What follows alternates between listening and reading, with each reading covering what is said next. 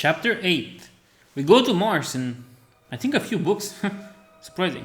Mars. Noctis Labyrinth. Sclera Veraxus saw potential in Magos biologist Eldon.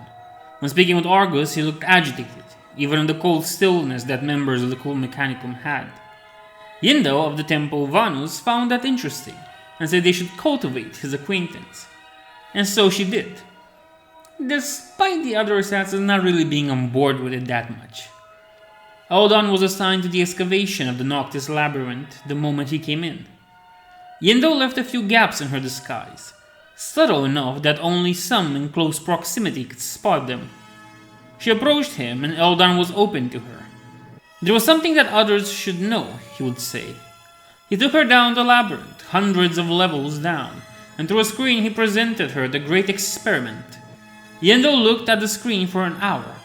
It showed different parts of Mars that started to be filled with more and more servitors, until light started to emanate from the machinery on the pict feed, and she saw Phobos, the moon of Mars, glow with a violent, radiance, and the planet shook and trembled.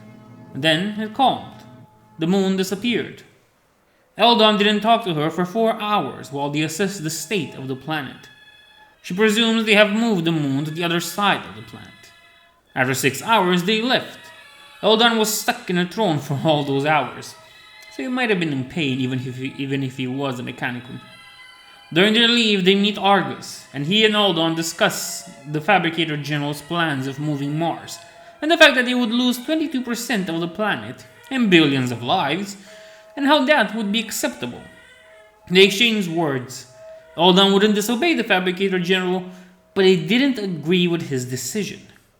After more talks, he leaves with Yindo, and the two discuss about what is happening and how Eldon will not interfere with the Fabricator General's plan. But it would be an unfortunate event if someone followed him without his knowing and sabotaged the engines of the Great Experiment, or Grand Experiment as they name it.